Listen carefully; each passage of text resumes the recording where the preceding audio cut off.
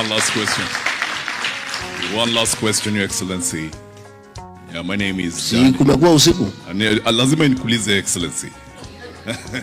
My name is Daniel Ochweri. I think we have been together. I had an opportunity to run for Senate of Nairobi in 2022 election, and had an opportunity to be shortlisted as a PS, but the shareholding ilinkata mguu. So these are my electorate right here in the United States. They gave us the financing. We came down and we tried to represent them. You have articulated very well that you're going to be engaging the people from the diaspora. Truth to be told, when you come from the diaspora and go back home, it's a different ballgame altogether. So what guarantees are you going to give us as a former vice president and a presidential candidate when we come from the diaspora? We are not going to be disadvantaged from the status quo back at home. That is a big thing, Excellency. You know, it's something that I was removed from the PS list in the morning. Maybe even you're aware about it. Yeah. So, how are you going to address the issue of sharing? And what guarantees are you giving to the diaspora when it comes to issues like that? Thank you. By the way, did I explain myself on the narrative of tribalism? Did I make sense?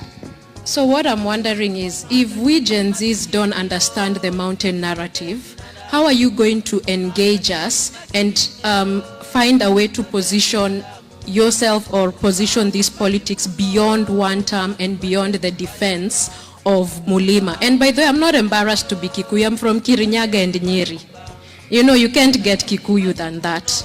You know, I'm very Kikuyu, but we have, you know, but that's just the truth. How are you going to convince us? Because, you know, I'm trying to explain to you the way we see it, right?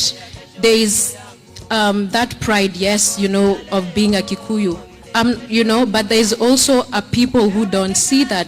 And we as Gen Zs are saying we are tribeless and we are fearless. And the politics being done now is the way it was done 20 years ago, 10 years ago, you know, and that is what is really scaring us, because if we divide ourselves, if you say you're coming to the defense of Mulima, then there's someone in, I don't know, Rift Valley or Western who will also say they are going to that defense. And then there will be another group, I don't know, in, where?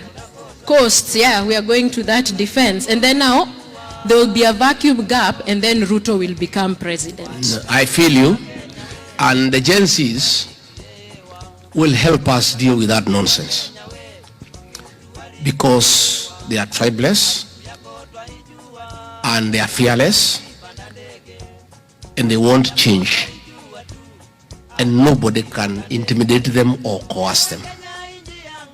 But before the Gen Zs help us to have that change, those communities that are targeted by Ruto for extinction must be protected, because if they are not, there will be nobody to vote.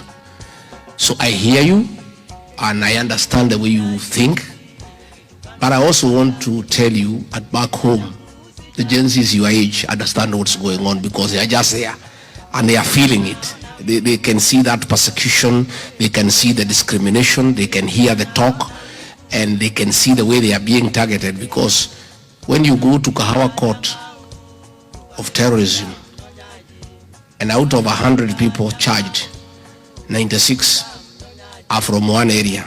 In the cells, they talk among themselves and wonder what is happening. Yeah. So that is a situation that is there, and it behoves upon leaders. If a people are under siege, those people must be cushioned from destruction and from fear, because if they become fearful, then the oppressor has succeeded. You see, people want to intimidate people into fear. The Gen Zs cannot be intimidated, but the rest of the population, they buy fear quite quickly. So we must keep on reassuring them, no. Nobody will target you, nobody will wipe you out, nobody will destroy your businesses, so that they feel comfortable and they are able to soldier on. You must keep on giving people assurances especially where fear is being sold. Most of members of parliament are one term, but they cannot dare say because of fear. They cannot even go to a meeting where one term is being discussed because of fear. So you just find a few of them who are courageous. And that's where the Gen Zs now have become a movement, because they are fearless and they simply don't care.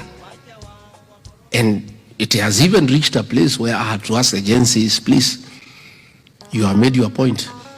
This guy has said you should be shot, and he's doing it. I'm requesting you, much as you are fearless, I need you to help me get the change. And for you to be useful and for you to enjoy the change you desire, you need to be alive. And this guy is already killing you. So much as you are fearless, you cannot walk into death when you can see this is death, isn't it? So we have to blend that courage, that fearlessness also with reality. And as a parent, as an elder, I also have a responsibility also to guide my children. Where I feel they are in danger, where I can see they can lose their lives, I have a responsibility, much as they are fearless, much as we need them to help us get the change that we desire. It will be responsible on my part as a leader to allow them to walk into death when I can see. So we continue balancing these things. It's a very difficult, delicate act, but we are getting there. So don't worry, my dear, things will be okay.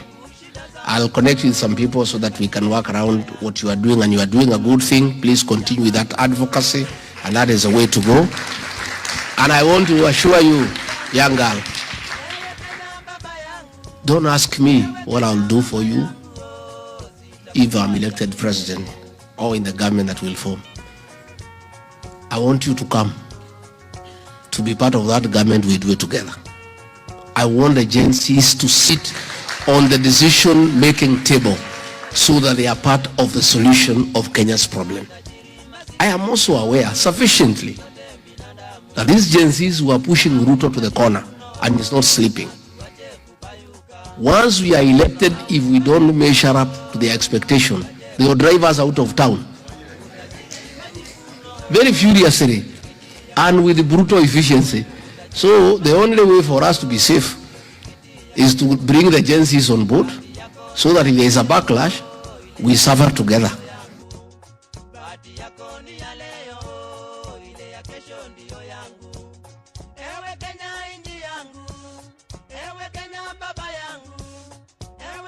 Mama yangu, sitakuacha milele.